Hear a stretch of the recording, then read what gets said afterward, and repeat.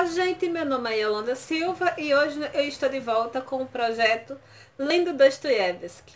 E hoje eu vou mostrar para vocês um dos livros mais... é o livro mais penoso que eu li até agora de Dostoiévski. Demorei uma eternidade, eu já havia terminado a leitura há um tempo já, né? No entanto, eu não quis gravar vídeo porque eu queria reler para gravar. Todavia, aí eu pensei, se eu ler para gravar vai demorar mais e aí eu vou ter outra impressão de leitura. Então eu resolvi falar sobre este livro que é A Aldeia de Stepanchkov e seus habitantes. Se eu não falar essa palavra aqui, eu tive que ouvir várias vezes no Google Traduto para conseguir, né, captar. Mas hoje eu vou falar para vocês sobre A Aldeia de Stepanchkov e seus habitantes, né? Uma obra gigantesca de Dostoiévski.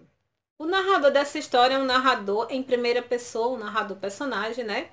E ele vai contar a história de um tio dele que se chama Yegor Ilyich Rostaniev, mais ou menos assim. O tio mudou para a aldeia de Stepanchkov, né? De Stepanchkov, depois de receber uma herança, né? Com a casa e passou a viver lá como fazendeiro, né? Mas o tio dele é bem rico, dá para entender isso. O tio se acostuma rapidamente assim com a vida, né, na aldeia de Stepanchkov. E nesse lugar praticamente assim, um lugar calmo, uma fazenda calma, não teria assim muita intriga, né, para existir. Todavia, né, Dostoiévski é um gênio em criar intriga do nada, mas como é que essa história vai se desenrolar? O tio, né, o tio que ele fala, o narrador sempre chama ele de forma muito carinhosa, ele escreve uma carta para o narrador, que a gente vai saber o nome dele mais lá na frente, mas durante um bom tempo a gente não sabe qual é o nome dele, a gente só sabe que ele é sobrinho e está contando a história do tio. E aí ele recebe uma carta e o tio dele quer que ele case com uma determinada jovem. Até aí tá tudo bem, né? Naquela época casamento arranjado era normal. E como o narrador ele havia ficado órfão, assim, né, abandonado, então o tio criou ele, então ele se sentiu na obrigação de ir lá na aldeia, pelo menos para dar uma satisfação ao tio. É interessante que quando o narrador está indo para a aldeia de Stepanchkov, ele está indo no Mujik, né, que é um tipo de uma carruagem específica da Rússia. Então você já começa a entrar no clima da história, e olha que faz tempo que eu li, mas eu lembro bem disso a partir desse momento. Porque ele lá, os Mujiks, né, que são os que direcionam as carruagens, pega uma briga lá, e você vê a descrição, né, da paisagem, alguns agricultores brigando ali. Então é um universo que Dostoiévski vai mostrar da Rússia por meio desse livro bem diferente, como a gente vê aqui na capa, né? É uma carruagem e um mujik, acho que o nome é assim mesmo, né? Que é esse condutor. E o pobre do narrador fica meio assim, nossa, o que é que tá acontecendo? Se ele fica confuso com aquele povo brigões, né? Aquelas pessoas brigonas no caminho, imagina quando ele chega lá, né? Quando ele chega na casa do tio, ele vai conhecer a generala, que nada mais é do que a mãe do tio dele, né? Que é extremamente voluntariosa. Ela tem esse apelido de generala porque ela era esposa de um general muito desequilibrado, que inclusive tem até uma história que ele pega os cabelos da empregada e faz a doidice, ela é meio louco. E a generala também é assim, extremamente voluntariosa, demais até. Me desculpar porque eu tô olhando aqui o roteiro, que faz tempo que eu li, e como eu sempre faço, escrevo no meu diário sobre os livros que eu estou lendo, então sempre fica frescão as minhas observações, né? Então assim, o tio vai lá para Stepanchkov, mora lá sossegadinho, só que com a morte do general, a mãe dele vai para lá também, para a aldeia de Stepanchkov, e ela leva com ele um personagem chamado Foma Formik, acho que é assim o nome dele, Foma Formik, sei lá como é o nome, cadê o nome do rapaz? Eu vou falar depois, mas vamos falar se o nome dele é Fomar. Fomar, ele foi assim, ele era tipo um braço direito, né, da mãe do nosso personagem, do tio, né, do tio da personagem aqui, do narrador. E eles foram muito humilhados.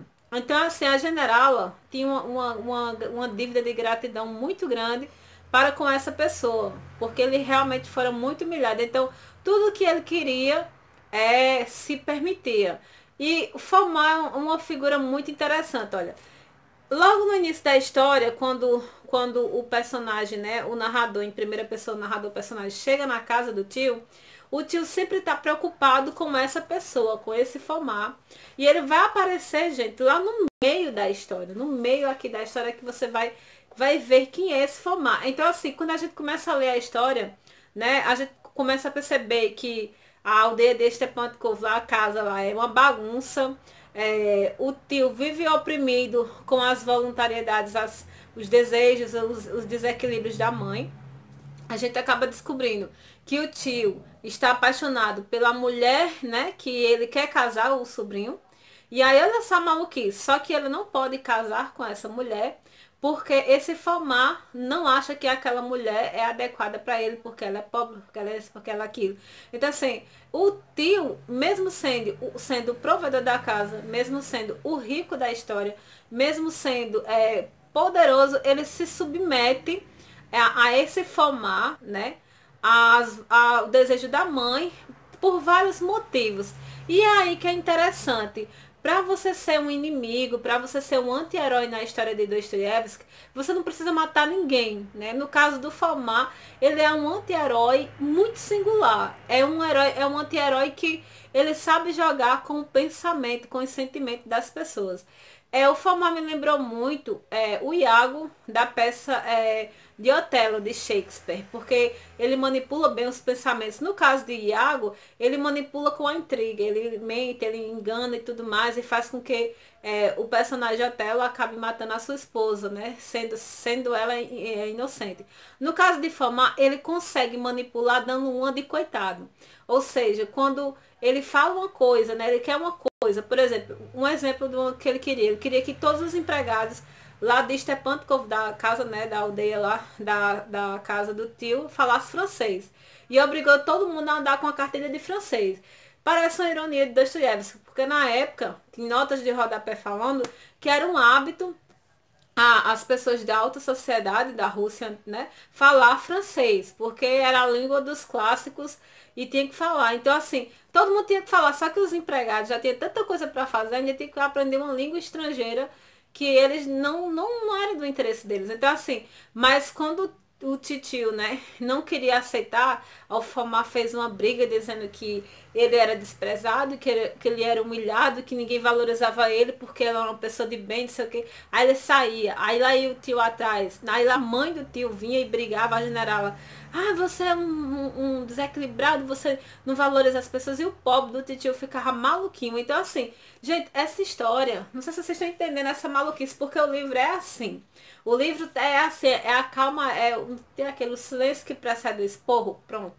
Né? O personagem tá lá bem tranquilinho, de repente vira uma muvuca, uma briga assim. E é interessante, porque minha relação com esse livro é muito esquisita. É uma relação de não sei se eu gostei, não sei se eu não gostei. É uma coisa certa, me causou um estranhamento, porque é uma obra totalmente diferente do que eu havia lido. Acho que a única obra que também me causou assim, essa coisa assim de. É Dostoiévski que escreveu, né? O Pequeno Herói, mas é muito boa a história. E essa história também é boa. É uma história assim que eu não sei muito bem o que dizer. É boa. Não tenho o que dizer. É boa. Outra coisa interessante também no livro é que vai aparecer alguns personagens que, por exemplo, tem uma menina que mora na casa do titio, né? Ela é tipo assim, tem uma herança muito rica. E tem um cara que eu esqueci agora o nome dele, que é um nome bem esquisito. Ele pega ela, leva para um determinado lugar para dizer que a desonrou e casar e ficar com o dinheiro dela. Então, assim, tem muitas coisas que relacionadas à questão da moral e os meus costumes, mas também a questão de pessoas que manipulam, pessoas inocentes, pessoas sem malícia, sem maldade. Esse livro é muito assim.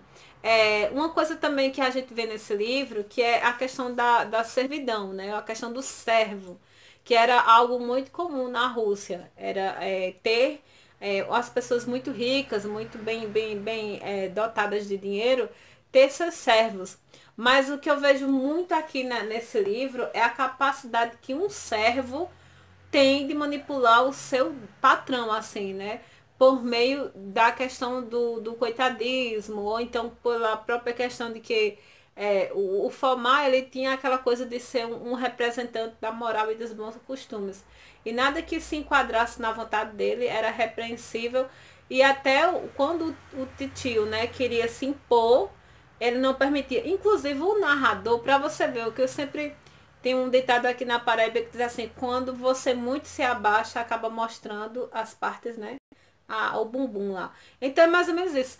Há um momento em que o próprio narrador, né, o narrador da história, o narrador personagem, que ama o seu tio e tem uma dívida de gratidão com ele, para com ele devido a ele ter cuidado dele na época que ele precisava, ele também tenta enganar o tio, assim, porque o tio, ele é muito boca aberta, ele é muito gente boa. Ele ajuda todo mundo, ele cuida de todo mundo.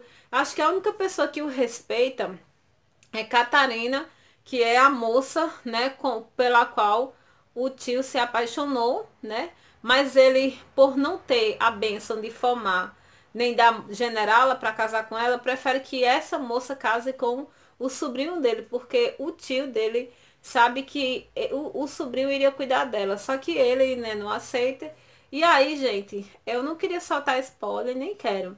E aí o final da história é sempre essa luta, se o tio vai ficar feliz, se o tio vai ser feliz ou se o tio não vai ser feliz. A partir desse momento, para tudo, não assiste mais se você não quer spoiler. Eu vou falar o final da história e vou dizer se eu gostei ou se eu não gostei, ou seja, um segundo para você parar de ver esse vídeo. Ok? Voltei. Então, no final da história, não vou dizer como, o tio consegue fazer uma manobra com a ajuda do sobrinho para que que dá a entender que o Fomar abençoou o casamento, né, da Catarina com o tio, o titio, né, o Igor, que eu acabei de falar o nome dele, é muito difícil. E aí eles casam, né? São felizes e tudo mais. E aí é engraçado que no final da história, o narrador vai contar o que aconteceu com aquele pilantra que roubou a jovem para pegar o dinheiro, o que aconteceu com essa menina. E assim vai. Ele vai dar um aparato geral do que aconteceu com todo mundo. Mas o que eu acho mais interessante nesse livro que vale a pena é que você vai... eu li na biografia de Dostoiévski que ele foi para uma aldeia mesmo, né, em um determinado momento, e ele lá observou o comportamento das pessoas naquela fazenda, naquele lugar, e daí surgiu esse romance. E ele é um romance diferente de tudo que você vai ler. Pelo menos aqui eu tô como eu estou lendo cronologicamente, né? Até aqui é uma obra singular. No comentário aqui no final diz, né, que na verdade esse Fomar ele tem um aspecto meio picaresco, um aspecto meio, tipo como se ele fosse um bufão, era uma comédia, né? Dostoiévski, na verdade, queria aqui exercer a questão do cômico, da comédia. Eu não consegui achar cômico. Talvez seja porque o humor de Dostoiévski é muito elevado, né? E hoje em dia nosso humor é muito chulo, palavrões e tudo mais. Mas você vê esse aspecto do Fomar meio bufão, sabe? Aquele bufão, aquele palhaço que chega dentro do rei e é meio assim, né? Meio atrapalhado e tudo mais. Mas eu me apaixonei pela figura do tio. Eu me apaixonei pelo titio. Eu achei ele um cara super gente fina, super gente boa. E a lição que ele nos deixa seja forte e não se deixe manipular, enganar e maltratar pelas pessoas. Porque ele mesmo sendo muito rico, ele acaba sofrendo porque ele não consegue maltratar e humilhar ninguém, né? Mesmo que essas pessoas o machuquem tanto. Então, vale a pena, olha, muitas marcações. É um livro que eu vou reler e eu pretendo escrever algum artigo sobre ele. Inclusive, eu escrevi um artigo sobre Noites Brancas, né? Publiquei no Conages, aqui em Campina Grande. E foi muito bacana essa experiência o projeto Lendo Dostoiévski, né? Porque você produz artigos acadêmicos, você vai para a academia e ao mesmo tempo você aprende muito. Então é isso aí. Essa resenha é bem superficial. Vou estudar esse livro novamente e vou refazer a resenha com muito mais cuidado, com o nível que eu gosto de falar sobre os livros de Dostoiévski, mas desde já eu já super recomendo a leitura de A Aldeia de Stepantkov e seus habitantes. Tchau para vocês, até a próxima.